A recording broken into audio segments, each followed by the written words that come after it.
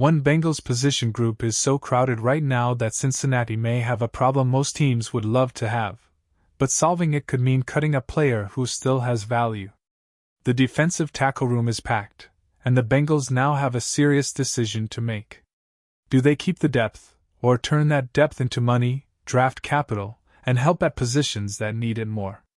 So, what would you do if you had too many defensive tackles but not enough depth at linebacker and offensive line? That is the situation Cincinnati is facing right now. The defensive tackle puzzle. The Bengals already have major names at the top of this group: Dexter Lawrence, Jonathan Allen, and B.J. Hill give Cincinnati a strong foundation inside. Then things get interesting. Behind those three, Cincinnati has T.J. Sllayton, McKinley Jackson, Jordan Jefferson, Chris Jenkins Jr., Landon Robinson, and Howard Cross III. That's a lot of players competing for a very limited number of roster spots. The Bengals kept 5 defensive tackles last season. If they follow that same plan again, several players are going to be left out. And that's where the real debate begins. T.J. Sllayton is one of the biggest names in this conversation because his contract could give Cincinnati a reason to make a move. If the Bengals release him, they could clear roughly $6.5 million in cap space.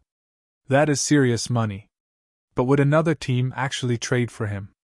That's the problem. A trade would be the ideal outcome because Cincinnati would get something back instead of simply releasing him. But Slayton's recent production may make it difficult to find a team willing to give up meaningful draft capital. And if Cincinnati doesn't find a trade partner, cutting him becomes much more realistic. But there's another player who could attract interest around the league. Chris Jenkins Jr. is a different situation. Chris Jenkins Jr. was a second-round pick in 2024, so giving up on him this early would be a major decision. He hasn't turned into the player Cincinnati hoped for yet, but he's still young, and his draft pedigree could make him attractive to another team. Last season, Jenkins ranked around the middle to lower portion of the league among defensive tackles in several key grading categories. That doesn't make him a star. But it also doesn't make him useless. He can provide rotational depth, and more importantly, Cincinnati still has a reason to believe he could improve. His rookie contract also makes the situation different from Slayton's. If Jenkins were traded, the Bengals wouldn't receive the same immediate salary cap benefit they would get from moving on from Sllayton. But Jenkins could potentially bring back draft capital. And that creates two very different choices for Cincinnati. With Sllayton, the biggest prize could be cap space. With Jenkins, the biggest prize could be a trade return. So which one makes more sense? That's where things get really interesting. The preseason could change everything. Jenkins just had a strong preseason performance, and that could make this decision even harder. Cincinnati has to decide whether that performance is evidence that Jenkins deserves a bigger role, or an opportunity to see whether another team becomes interested. But NFL teams aren't going to forget an entire season because of one preseason game. They know the tape. They know the production. And they know exactly what they're potentially trading for. Still, Jenkins has something Sllayton doesn't have to the same degree: age and upside. That matters. If I'm building this roster, I'm much more comfortable betting on Jenkins taking another step than I am betting on Sllayton suddenly becoming a major difference maker. And that's why Sllayton looks like the more obvious player to move on from. But here's the twist. Cincinnati may not move either one. The most likely outcome might surprise you. Despite all the talk about trades and cuts, the most realistic outcome could be incredibly simple. Both players make the roster. Think about it. Dexter Lawrence, Jonathan Allen, B.J. Hill, Chris Jenkins Jr. T.J. Sllayton. That's a 5-man defensive tackle group with plenty of experience and depth. And if all 5 stay healthy, Cincinnati could feel very good about the interior defensive line. The problem is what happens somewhere else. The Bengals have needs at linebacker. They have concerns about offensive line depth. And they have young players who still need room to develop.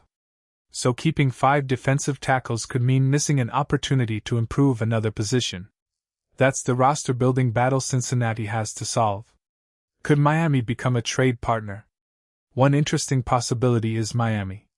The Dolphins recently secured Jordan Brooks with a longer-term deal, which could affect the linebacker picture. That brings Tyrel Dodson into the conversation. Dodson isn't being presented as some superstar who suddenly fixes Cincinnati's defense. That's not the point.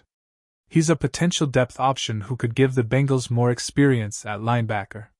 His production last season was not elite, but compared with some of Cincinnati's recent linebacker production, he could provide a meaningful upgrade. And that's exactly the type of move that could make sense if Cincinnati decides it has too much defensive tackle depth. Imagine the Bengals moving one of those tackles and receiving a linebacker in return. Suddenly, the roster becomes more balanced. And that could be more valuable than simply keeping another defensive tackle who may barely see the field. But Miami isn't the only possibility. Cincinnati has other options. There are several veteran names who could make sense depending on how the roster develops. Jonah Williams could provide offensive line depth. Shaq Thompson could give Cincinnati another veteran linebacker option. Bobby Wagner remains a major name if the Bengals decide they want experience and leadership at linebacker. There are other veteran possibilities too. The bigger question isn't whether Cincinnati can find players. It's whether the Bengals are willing to use their current depth to acquire them. And that's where the front office has a major decision. Comment challenge Bengals fans, let's settle this right now. If Cincinnati can only keep one, who stays? T.J. Sllayton or Chris Jenkins Jr.? Drop Sllayton or Jenkins in the comments, and tell me why. Because there are strong arguments on both sides.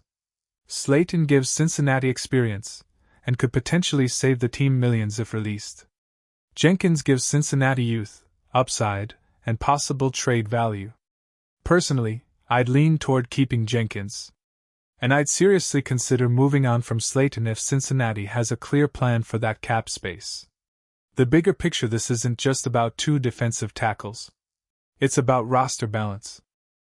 Imagine the Bengals have 110% of the depth they need at defensive tackle but only 90% of the depth they need on the offensive line. At some point, you have to move resources around. That's how good roster construction works.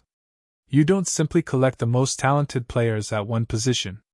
You build a team that can survive injuries and still compete. And Cincinnati knows how important that is.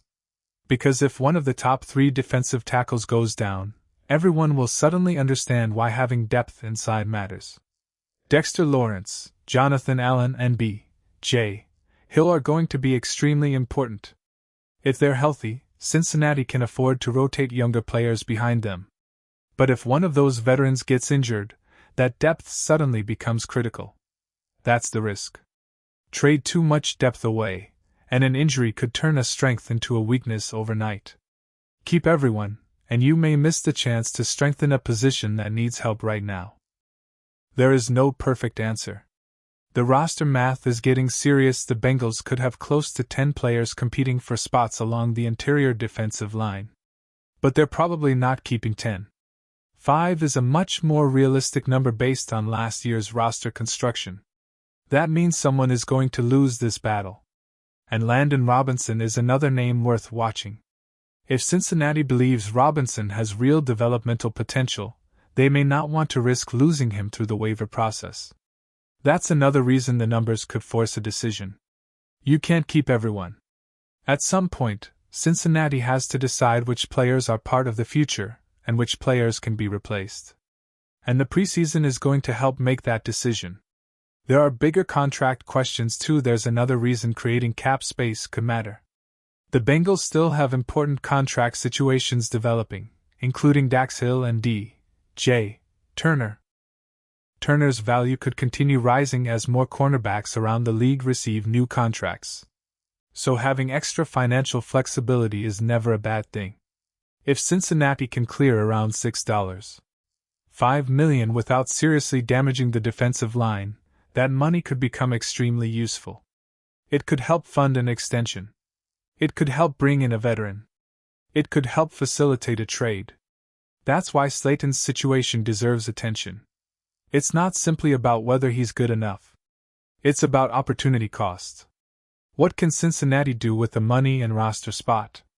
So what happens next? If I had to make the decision today, I'd keep Dexter Lawrence, Jonathan Allen B. J. Hill, and Chris Jenkins Jr. Then I'd have a very serious conversation about the 5th spot. If Sllayton can bring back something useful in a trade, take the deal. If a trade isn't available, releasing him and using the cap savings elsewhere could make sense. But I would not rush to trade Jenkins just because another team offered a late pick. He's still young. He's still developing. And his second-round pedigree tells you Cincinnati once believed he could become an important player. One strong preseason game doesn't erase his previous struggles.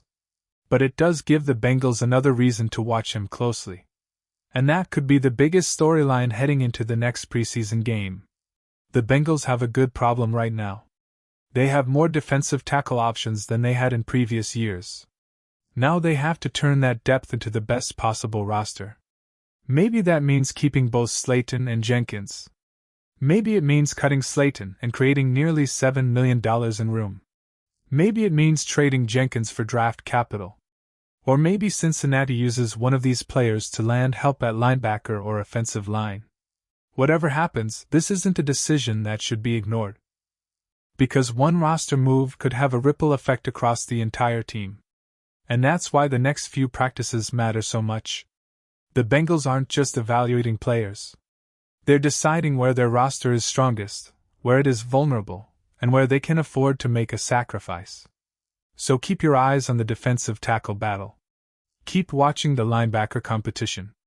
And watch what Cincinnati does with its remaining cap flexibility. Because the Bengals may have a roster move coming that nobody sees yet.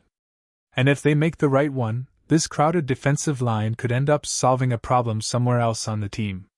That is the real story to watch as Cincinnati moves toward preseason game number 2.